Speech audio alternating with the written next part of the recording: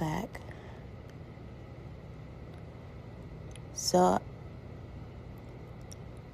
I bought some ground beef the other day, and when I made it, the texture was weird. Like, it's been a while since I bought ground beef, but as a person that cooked ground beef kind of often, the texture being that off was strange to me. But what it made me think about was how someone who has a farm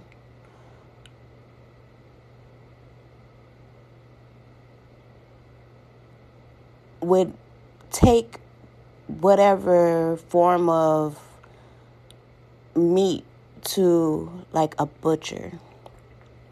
And I was thinking about how, like, if I had a farm, I wouldn't want to have to butcher or slaughter the animals to be able to get to the point of cooking the food.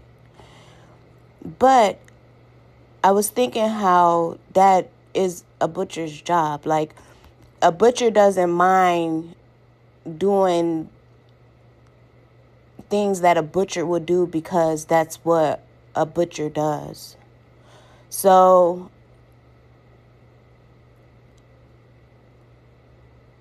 I was trying to remember when was the last time I've ever seen like a butcher store. And I don't know if it's just because of TV shows that I'm remembering like there were actual locations where people would go and pick up meats, but to think about someone taking their animals to a place to have them butchered. I'm familiar with like delis or places inside of stores that can cut up smaller meats like sandwich meats. And I've seen produce sections that have those types of meats in there, but to have a physical location just catering straight towards butchering animals, I haven't seen that. I don't know if I've ever seen that. And it brought me to the thought process of where are these located to get the meat that we currently have if we don't see these shops anywhere.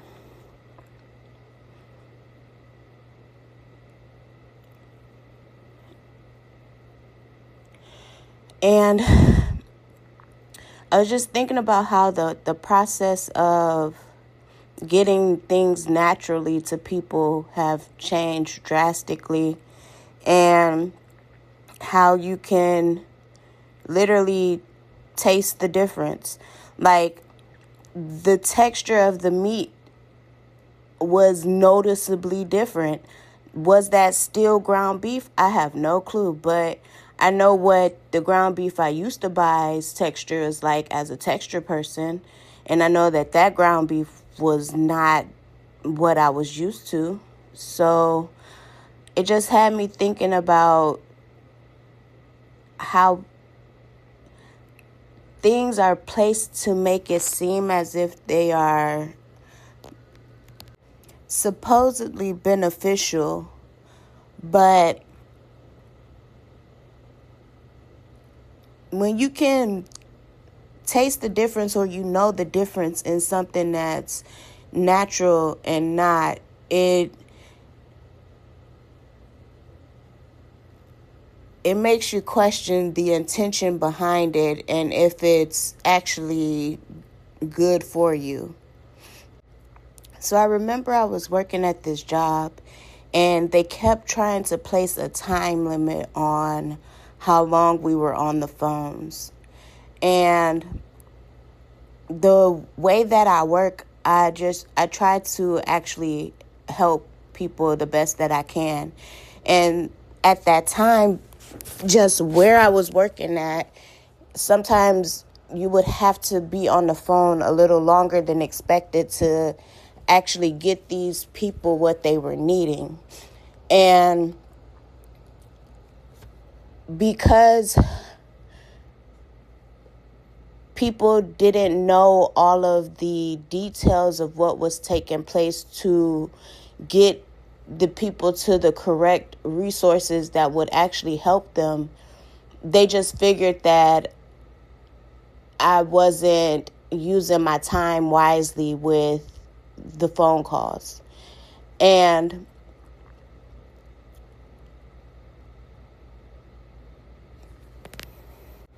when I stopped doing these things, I would notice that the people would continuously get rerouted to me again. And instead of actually helping these people, because I would possibly know how to get them to the correct people, or I would know how to utilize my resources to look for things to help them get to wherever they were needing to be, which took time. The process to that was frowned upon because I'm just assuming quotas.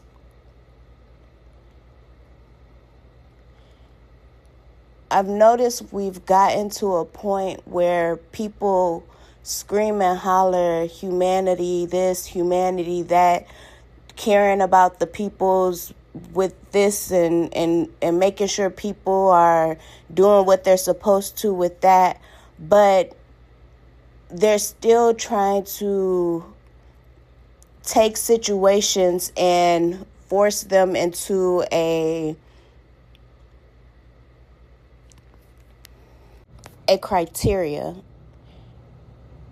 And as people, everyone has their own uniqueness in situations that cause for some differentiation between how you help them or assist them in whatever aspect. But because of a control factor, that small thought process has been lost somewhere in the mix of people's realities.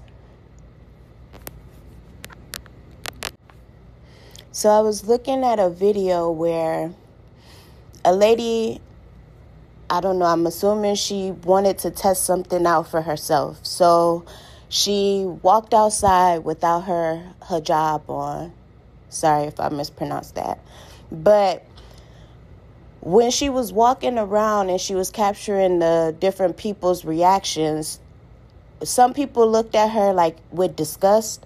And then some people looked at her shocked that she was even out there without one. And then there was like other people looking at her lustfully. Granted, she was still fully dressed. She just didn't have her hair covered. And to see people look at her lustfully just by her hair was like strange to me. And it was only strange to me because that's not a cultural norm for me. Like, I don't assume people lust after people's hair. So when I noticed it and I saw the reaction, I understand why their culture feels the importance of covering themselves to that extent, because that is a cause for stumbling, Bible verse terms.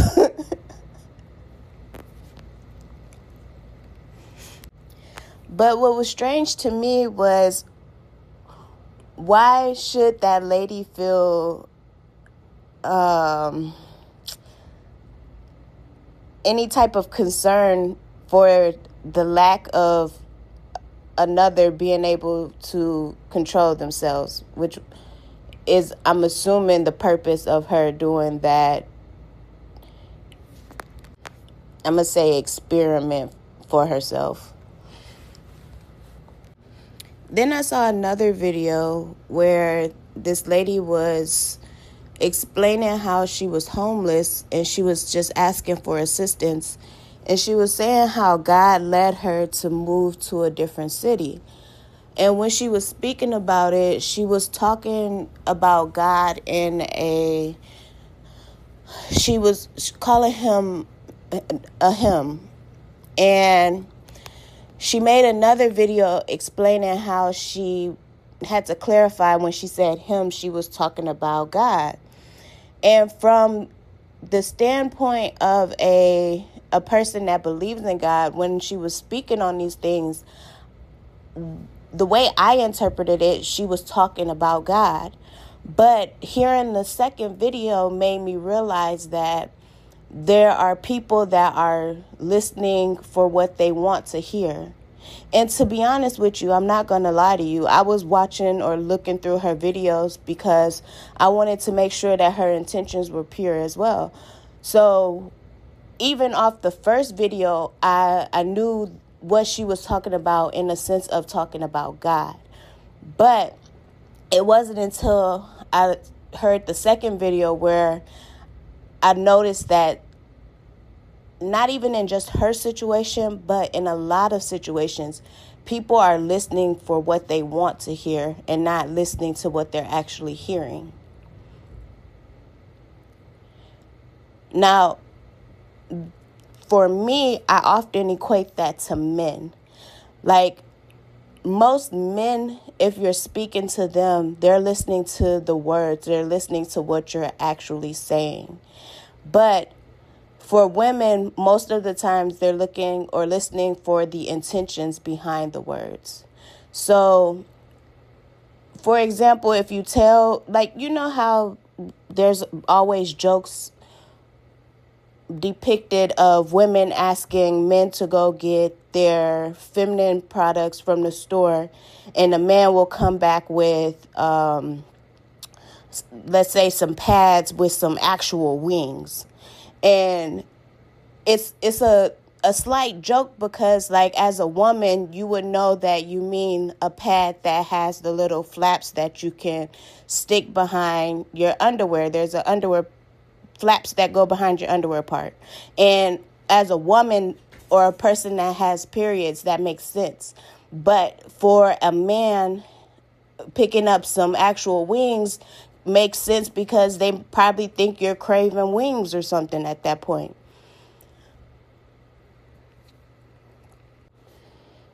As I'm looking at all of these situations taking place, or just what I'm noticing, what it came down to was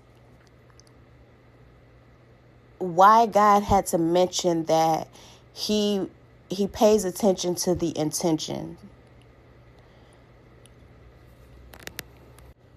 So as I'm looking at all of these different things taking place, I'm noticing how people react or are in this, like, every man for themselves survival. I don't even want to say mindset because it's like actions. These are things that are taking place. Like, I'm physically seeing it happening.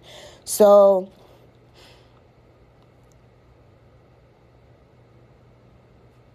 I again start thinking, like, how did we get to this point? To me, it's kind of like we've lost the butcher shops.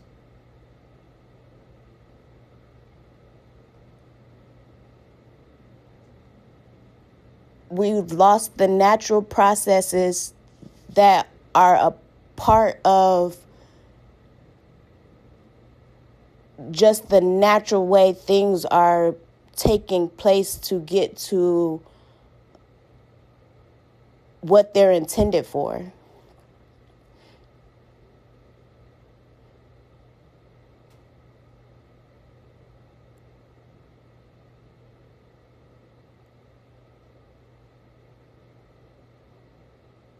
And then I noticed how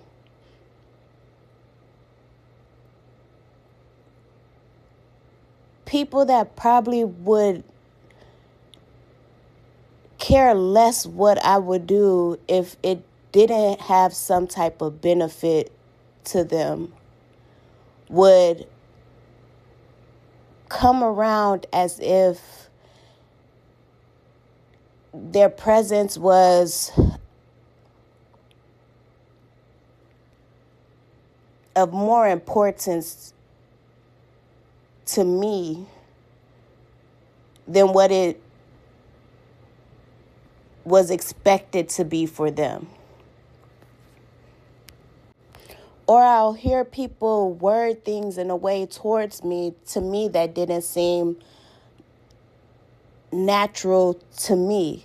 Like, if I'm at work and hearing people say it was nice to meet you when you didn't really meet me is strange to me, because technically I'm just here doing my job, and all I did was my job, so you didn't really meet me. Not to throw no shots or make anybody feel any type of way for saying that, because I don't mean it like that. It's just what I mean. Like, you didn't really meet me.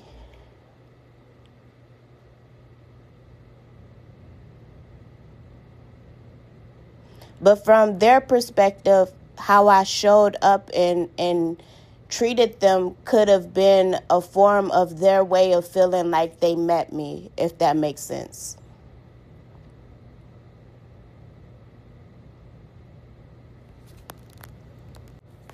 So I had someone who said they wanted to acknowledge what I did for them publicly. And to me, it didn't make sense, because I was just naturally doing what I would normally do for anyone. And to me, since this person was physically in my face, in my presence, it's like, instead of asking for my information to tell other people about it, it would make more sense, or to me in my head through the thought process while it was taking place, I was like, why wouldn't you just say it to me since you're right here? Like, I didn't feel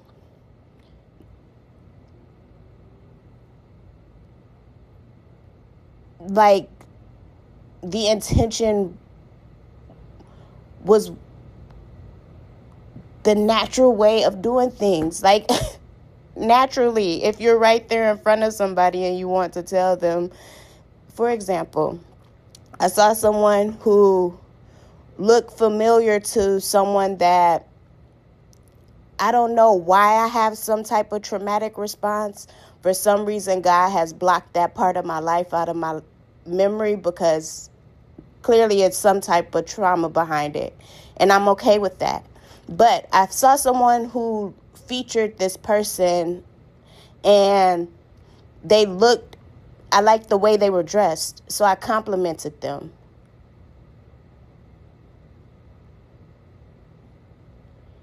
It wouldn't make sense for me to hold some type of grudge against this person I don't know off of some trauma from my childhood that I can't even remember. And it wouldn't make sense to tell you guys about it and not have told him myself.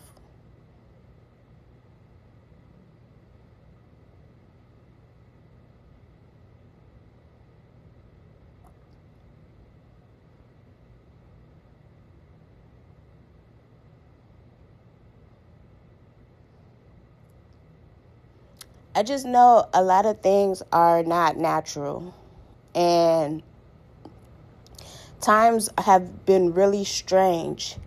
And it makes me think of how when Jesus was here and he was telling his disciples things, they didn't make sense. Like, they didn't understand what he was saying because it hadn't taken place yet.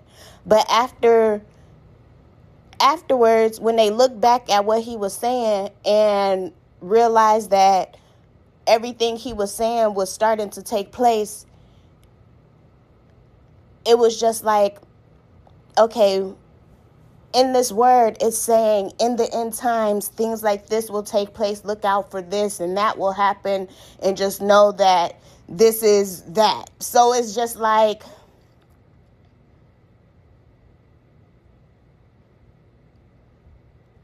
it wouldn't make sense not to get ready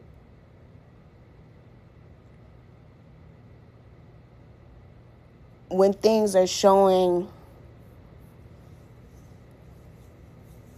the way that he talked about.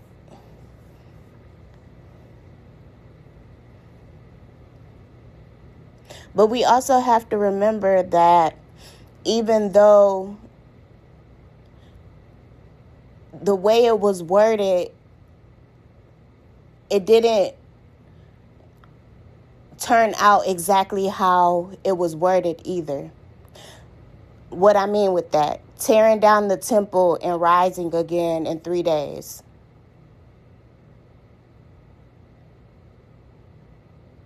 He wasn't talking about a physical temple. So he said what he said, he meant what he said, but it wasn't exactly what our natural minds would have interpreted as.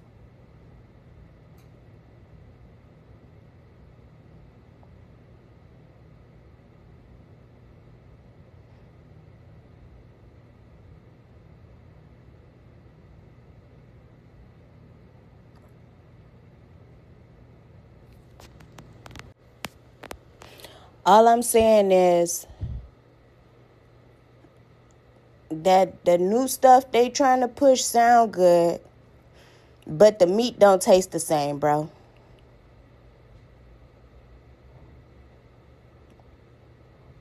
Where are the butcher shops? Y'all have a great rest of y'all's day. I mean, until next time.